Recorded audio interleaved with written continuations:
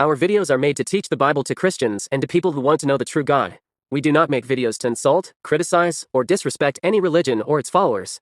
Some teachings in the Bible are different from the beliefs of other religions. If you feel offended by the teachings of the Bible, we kindly ask that you do not watch our videos. Thank you for your understanding.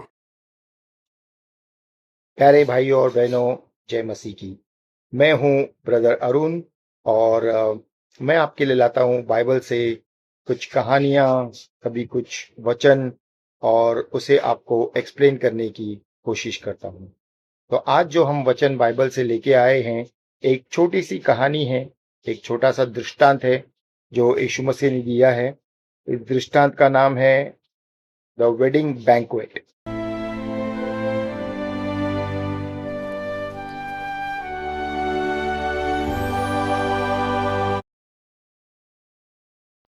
यानी कि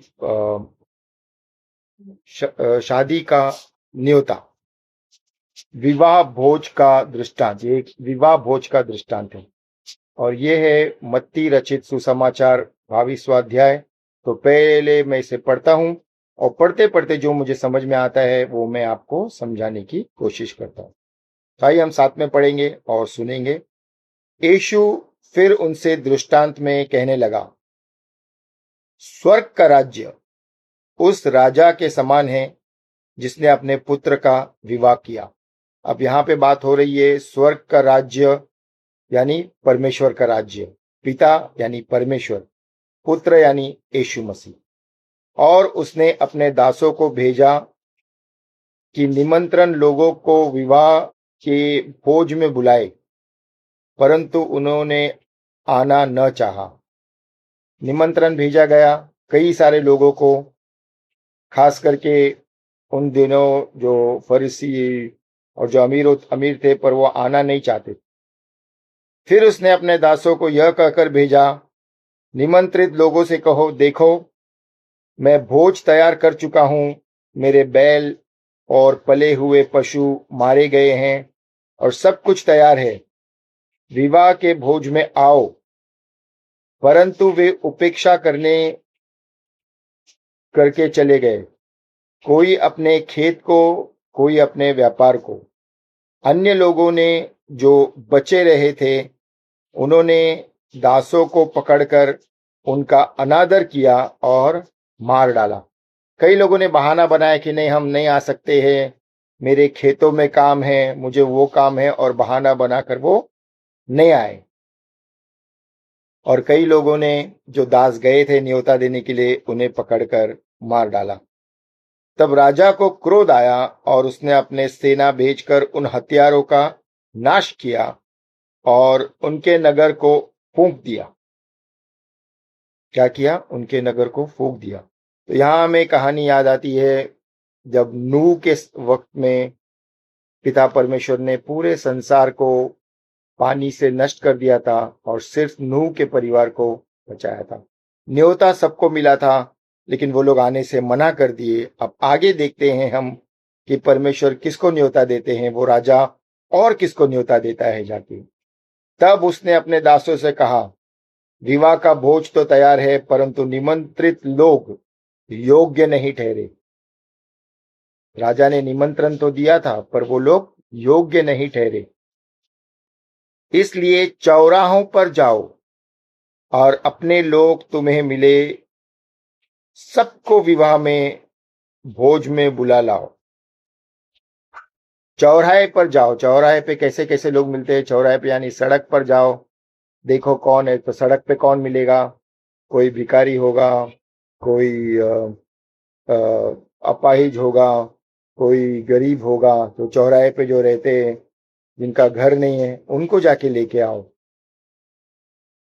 क्योंकि जिनको मैंने निमंत्रण दिया था, वो Israeli लोगों के बारे में बोल रहे थे कि इजरायली लोगों को मैंने निमंत्रण दिया था, यहूदियों को निमंत्रण दिया था, पर उन्होंने परमेश्वर के राज्य को, परमेश्वर को एक्सेप्ट नहीं किया। तो परमेश्वर ने क्या किया? अपने राज्य को वो हमारे जैसे, जो हम जिन्हें हमें अन्य जाति कहा जाता है, उनके लिए उन्होंने परमेश्वर का राज्य खोल दिया। फिर आगे 9वां वचन में लिखा है, इसलिए चौराहे पर जाओ और जितने लोग तुम्हें मिले सबको विवाह के भोज में बुला लो। अतः उन दासों से सड़कों पर जाकर क्या बुरे क्या भले जितने मिले सबको इकट्ठा किया और विवाह का घर अतिथियों से भर गया। क्या हुआ? वो गए और जितने लोग थे, भले बुरे अच्छे नहीं अच्छे, सबको गए और उन्होंने न्योता दिया और बोला कि राजा के घर में भोज है और भोज तैयार है, आपको सिर्फ आना है और भोज में भाग लेना है। वैसे ही जैसे हमने कई पाप किए थे, हम यीशु मसीह के राज्य के योग्य नहीं है, बिल्कुल भी नहीं है। लेकिन यीशु मसीह ने क्या किया? अपने दासों को हमारे लिए भेजा, यीशु मसीह को हमारे लिए भेजा। उन्होंने हमें कोने कोने से ढूंढा और अपने राज्य में लेके आए ताकि हम उनके साथ भोजन कर सकें। सेम ये कहानी उसी की है। उन दासों ने सड़क पर आकर क्या बुरे क्या भले जितने मिले सबको इकट्ठा किया और विवाह का घर अतिथियों से भर गया। जब अतिथियों को बुलाया गया, जब असली मेहमान जिनके लिए ये भोज तैयार किया गया था, उन्होंने मना कर दिया, बहाना कर दिया, वो आए नहीं। फिर राजा ने क्या किया? सबको बुलाया, जो चौराहे पर सड़कों पर यहाँ वहां है, सब लोग आ गए और क्या हुआ? विवाह का घर अतिथियों से भर गया। जब राजा अतिथियों को देखने भीतर आया तो उसने वहां के एक मनुष्य को देखा जो विवाह का वस्त्र नहीं पहना था। उसने उससे पूछा, हे मित्र, तू विवाह का वस्त्र पहने बिना यहाँ कैसे आ गया? उसका मुंह बंद ही हो गया। तब राजा ने सेवकों से कहा, इसके हाथ पांव बांधकर इसे बाहर अंधकार में डाल दो, वहां रोना और दांत पीसना होगा, क्योंकि बुलाए हुए तो बहुत है पर चुने हुए बहुत कम। तो ये जो आखिरी में दिया गया है उस इंसान के बारे में जो गलती से विवाह में आ तो गया, लेकिन उसके पास विवाह के वस्त्र नहीं थे और वो परमेश्वर की नजर से बच नहीं सका, यानी वो राजा के नजर से बच नहीं सका और राजा ने उसे छोड़, उसे बांध कर फिकवा दिया। अब ये ऐसा क्यों हुआ?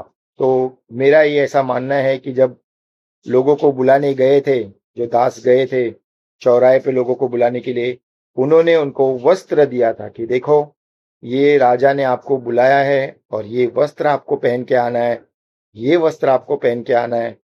तब उन्होंने वो वस्त्र पहन के आए और वो वस्त्र क्या था? यीशु मसीह का लहू, जो हमें शुद्ध करता है।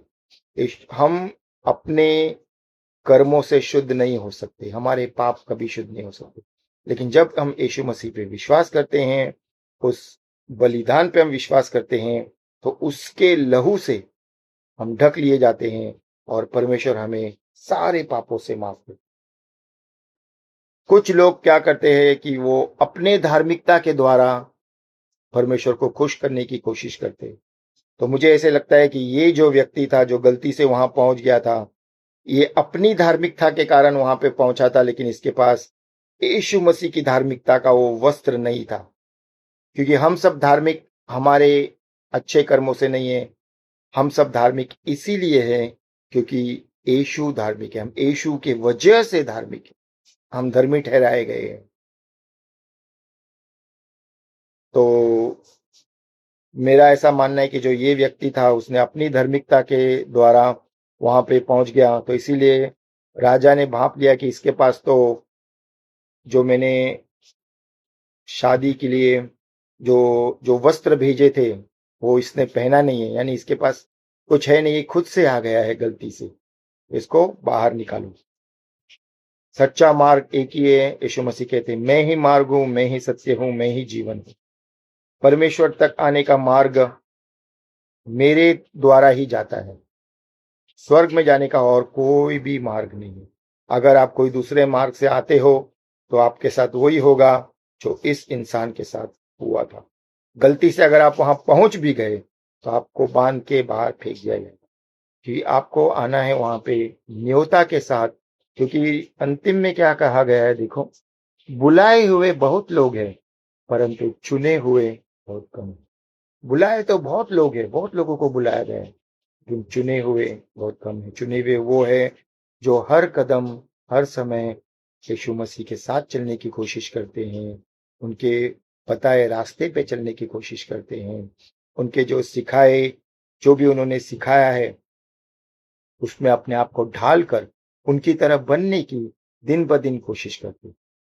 ऐसे लोगों से प्रभु खुश होते हैं और ऐसे लोगों को चुनते हैं। हालेलुया। तो ये एक छोटे से वचन से मैं आप सबको आशीषित करना चाहता हूँ।